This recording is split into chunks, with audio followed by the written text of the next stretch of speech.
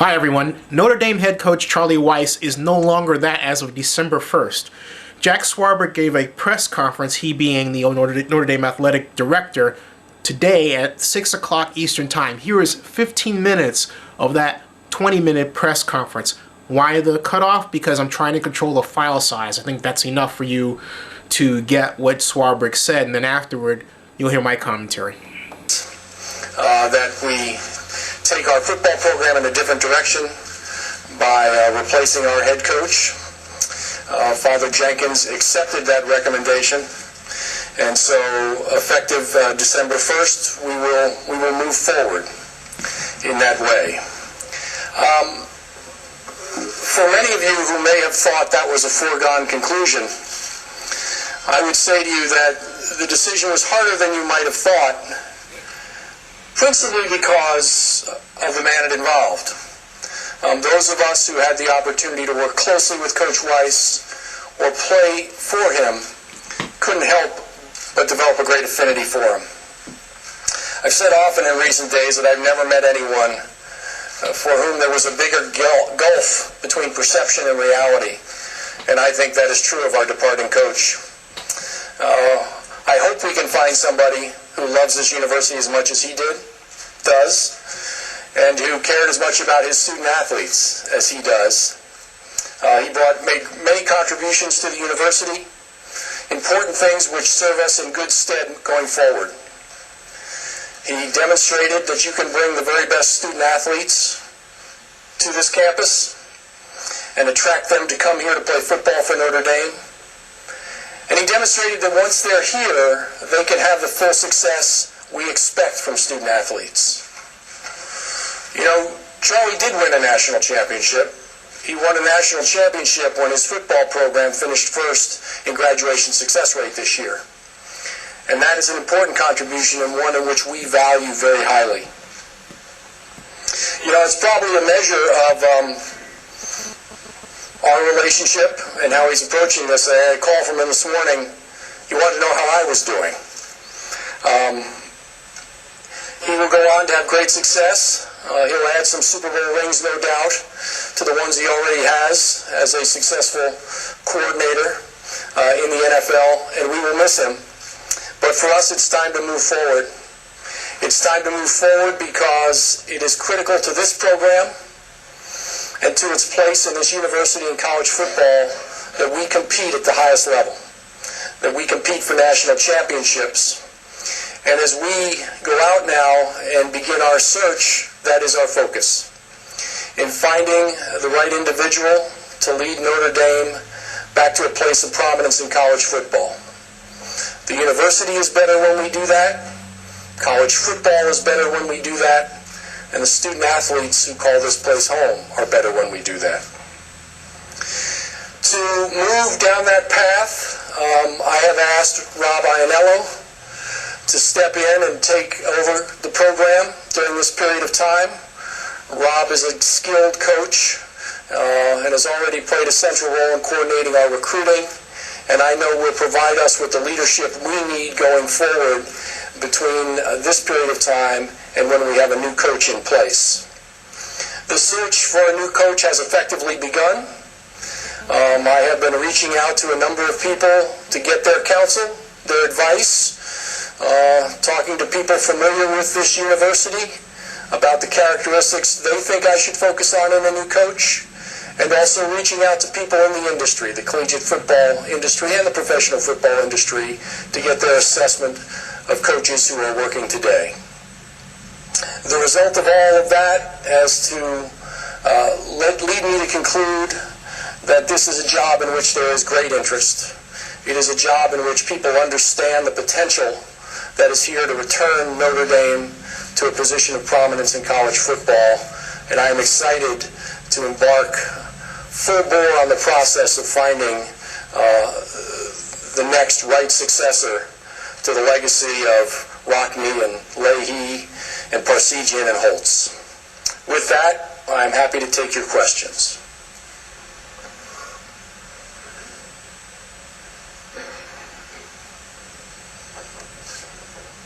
Hi, I'm Marilyn Garcia from USA Today. for years now, more often than not, it seems that the program has been mired in mediocrity. How would you describe Notre Dame's stature in the national landscape? Well, I think Notre Dame remains a critical piece of the college football landscape. There is no denying our recent struggles, but that doesn't change the equity of the brand or the importance of Notre Dame being able to succeed. We need to prove, as I was quoted as saying recently, that universities who are committed to integrating the student athlete first and foremost into the university as students can also have them achieve optimal football success as athletes. It's important for the entire industry that we be able to do that. We have the background and I believe the equity to do it, and we now have the foundation laid and the improvements made in the program in recent years to put us in a position to do that. Brian? Jack, timetable or open-ended timetable, how quickly would you like to get the search done? You know, it is open-ended. It'll have its own pace. We'll begin immediately and move as expeditiously as we can. There's always the possibility that bowl commitments or other things play a role for some of the people we're interested in, but we'll go full bore and close it as fast as we possibly can. Would you or anyone representing the university in any way talk to someone who hasn't finished the season yet? It's possible, depending upon the reaction of the university itself and the coach involved. So it's possible that we would do that. And just one more, can you describe you're a data guy, you crunch the numbers. What's important to you in the next guy, football, philosophy-wise, to bring in? Well, I won't go into the specific criteria. We have developed a list of criteria to help us shape the search. But I think I will say that it is important to us to look first and foremost at people who have demonstrated an ability to build and sustain a Division I college football program. Jack? Yeah. In terms of as you're trying to get all this search going and so forth, has there been a decision made about the possibility of Notre Dame going to a bowl game? No, there is not. Do you anticipate that happening here soon, or? Yeah, I think we need to understand our options better. I should probably have said in my remarks that we held a series of meetings today.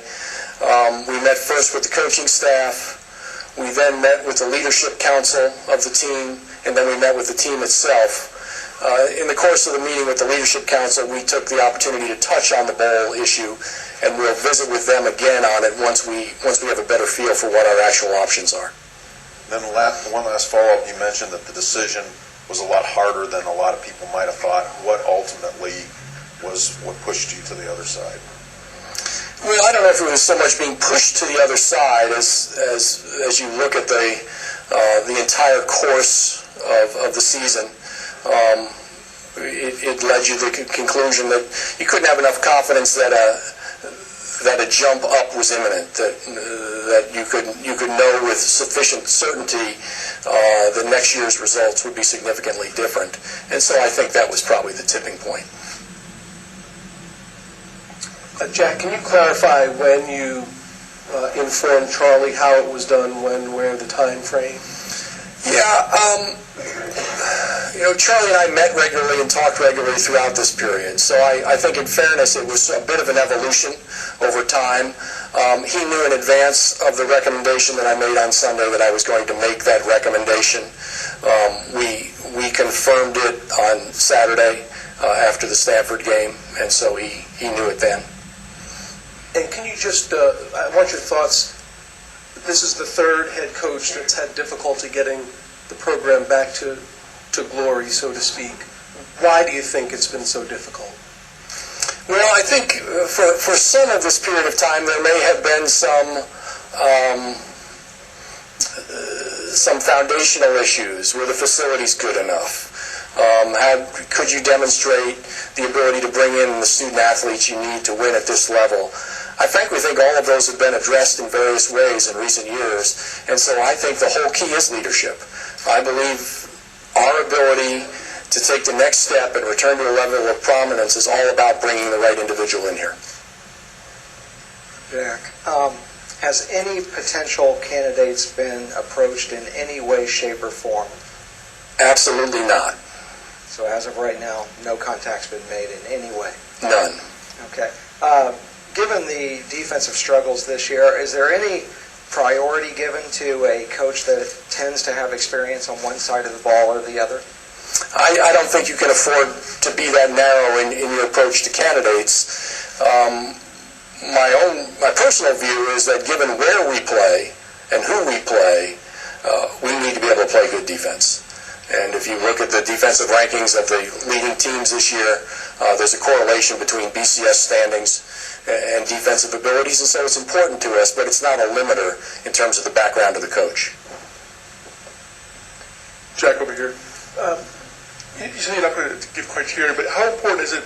Is a head coach, is that one of the things you really need to run a program like Notre Dame has experience running a program like at the Division I level?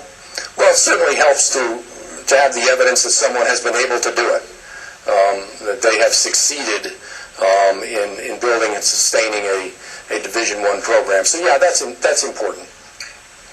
And you said you informed Charlie what your recognition was Saturday. Was that right after the game, or a flight back, or when was the discussion with him? It was an ongoing discussion. We talked right after the game, but we also talked some more during the return trip. So there wasn't a point in time so much as it was a conversation throughout the evening. Jack? Yeah. Why haven't you contacted anyone at this time? Because we had a head coach. And now that we have made this decision and implemented it, we will go about the process of looking for a head coach. Who is the selection committee or the interview committee, or who is part of it? The decision, much as the decision to make a change, will be made based on a recommendation from me to Father John. We will involve other people along the way in keeping them informed, but there's no search committee or no interview committee. There is a group of student athletes from the team that I have asked to help me and be a resource to me, and they will also be involved. Do you plan on using one of those firms that goes and helps select or identify possible candidates? We have not made that decision yet. We have not done that yet. We may. I wouldn't rule it out. What was your reaction to Charlie not addressing the media after the game? I thought it was up to Charlie. I think under the circumstances, it was perfectly within his right to make that decision, and he made it, and I didn't put any pressure on him to do anything else. Jack? Yeah. When you took over as athletic director, the team had just gone 3-9, and you were questioned pretty heavily about what your approach would be to football, and you said, my first question to Coach Weiss will be, how can I help you succeed? It was going to be important, no matter what happened on the road, that effort had been made. You have to feel pretty solid in the support that you've shown for the program in the last 2 years.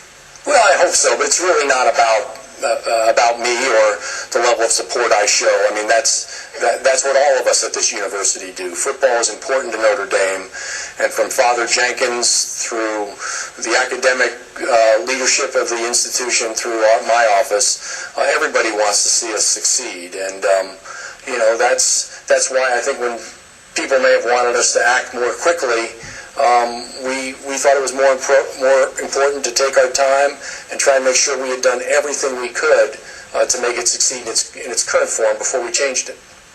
I think Jack Swarbrick reacted a bit too soon. I understand a lot of fans wanted Weiss to go, but what I thought Swarbrick should have done is said, look, you got one more year with this numerical objective. 8-4 or better, we keep you. Less than 8-4, you're gone. It's that simple, because at 8-4, a BCS bowl bid's going to take care of itself. But anything less, and you've got a problem. So that's what I think he should have done. This year, it seemed a little bit like, okay, 6-2, we're happy with you. Now you're losing all these games, and we're not happy with you, even though you lost by a close score. And it's fascinating. Some people have piled on and said, well, Weiss isn't a good coach. A friend of mine who coached at Columbia talked with another coach that he knows in the Ivy League who said, hey, are you ready? You think UConn can take Notre Dame, and that person said, look, I can coach against Charlie Weiss and beat him. He's a deer in the headlights. In other words, he's still got a lot to learn as a head coach in football and obviously at the NFL level at a head coach, but not an offensive coordinator. I think that he's learned a great deal as a head coach. He's a person who's got a lot of money in the bank now. Notre Dame owes him $18 million. He's got a $30 million contract.